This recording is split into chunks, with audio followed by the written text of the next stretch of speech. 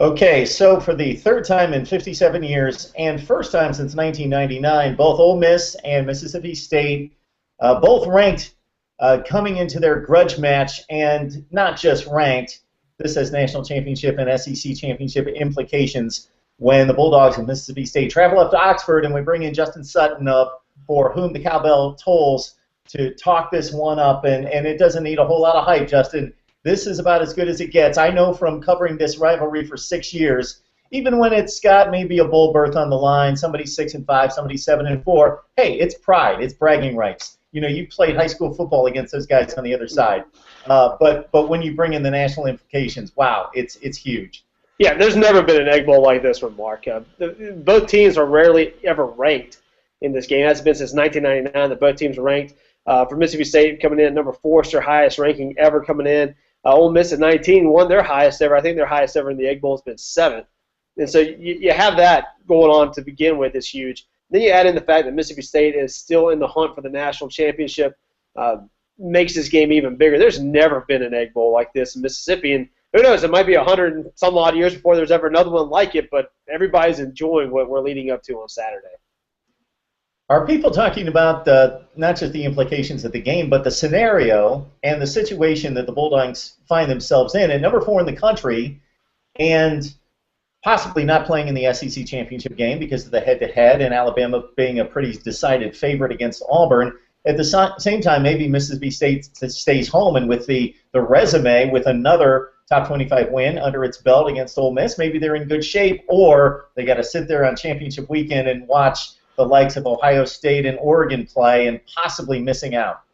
You know, that has been a huge topic of conversation, Mark. We do a show on Bulldog Sports Radio, and it came up a lot this week with our callers and folks who tweet in being worried about it. And frankly, I see that worry. It seems like we get a new metric from this playoff committee every year, and I think these guys are legitimately trying to do their best job. They give us a new metric every week. We had the infamous game control 2 weeks ago. This week it was your ranking when you played, which actually I think benefits Mississippi State, gives them a whole lot of top 10 wins. But, you know, I think there is going to be pressure. If you've got an undefeated Florida State as the ACC champion, you've got a 12-1 then Alabama as SEC champion, and assumably a 12-1 Oregon Ducks team, and then a 12-1 Ohio State team, there's going to be some pressure to say, hey, can you leave the Big Ten champions out? They haven't been in the national title picture in quite some time. You got a mess in the Big 12 where you're going to have Baylor, who has been consistent in the rankings, but Baylor, the team that would be the Big 12 champion if you go by on-field results, even though the Big 12 has said they'll name them co-champions, I guess trying to make it easier. I think if you're a Mississippi State fan right now, you want Florida to beat Florida State or Georgia Tech to knock them off. You want Ohio State to lose. You want TCU to lose. I don't think you worry about Baylor jumping over the Bulldogs, but it makes for some strange bedfellows because, you know, rooting for some teams you don't always like to root for, but you're going to have to do it, I think, for Mississippi State because I think sitting at home, I just would not be too totally shocked if they got leapfrogged after the championship games. And as you mentioned, Justin, I don't question the integrity or the ability of the committee to get together and make a reasonable decision. I just I can't really see a scenario where somebody, probably more like 2 or 3 teams, don't get left out that have the same similar resume as a team that was selected for the 14 playoff. But 2 more teams are accommodated a chance of playing it out on the field as opposed to what we had in the BCS era. Okay, first things first, before you get there, obviously, there's a pretty good football team to take care of. So I'm thinking 30-0 to Arkansas last week. Wow, I know Laquan Treadwell, that loss has really hurt this team, and the Rebels seem to be grinding down toward the end of this season, not playing the type of football that they were a few months ago. But, wow, if you look at this team, aside from the Arkansas effort, even the 2 losses were just gut-wrenching defeats. They've played about as good a football as just about anybody in the country outside of that Arkansas game. Yeah, Ole Miss has had a solid season. I don't know if, Mark, if I've ever seen a more soul-crushing type of loss than what happened against the Auburn Tigers. You think you've got the touchdown. Laquan Treadwell's broken his ankle and his leg. He's got all the lower leg injuries. Then it gets reviewed. Not only does he not have the touchdown, it's a fumble. Auburn's got the game in hand. He's hurt. He's done for the year. You wonder how fast he'll be back even ready next year. And I think that loss really took a lot of starch out of Ole Miss fans and the team, for that matter. And I don't know how it doesn't take that out of you. given just what happened there. It was terrible. But this, don't make any doubts that this is a good football team in the Ole Miss Rebels. They got a defense that is just unbelievable, especially their secondary, led by guys like Tony Connor, Senquez Golson, Cody Pruitt. They're going to be a legitimate test. I think the big matchup for Mississippi State they got to look out is how does Dak Prescott do against the secondary.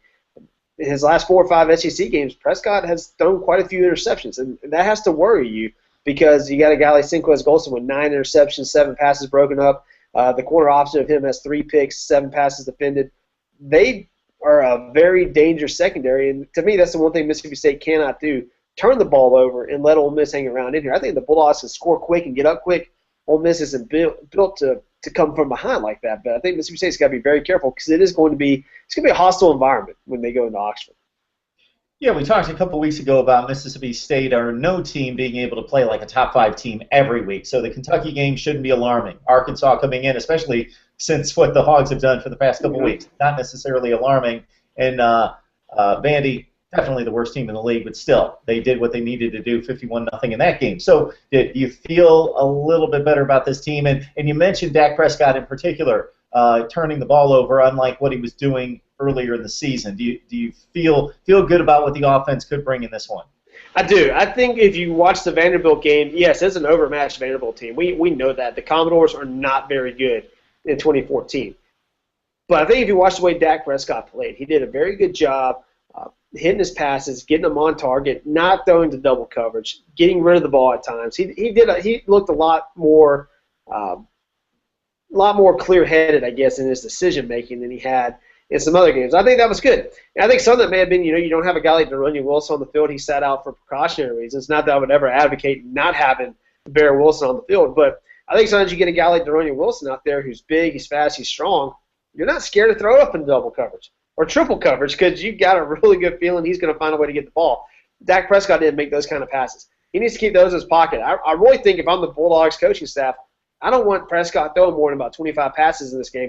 I want to try to get after Ole Miss with a running attack and really not have to attack the teeth of the Ole Miss defense, which is their secondary. So when we try to project what the mindsets could be, who knows what goes through the minds and hearts of 18, 19, 20-year-old kids preparing for the biggest games of their lives.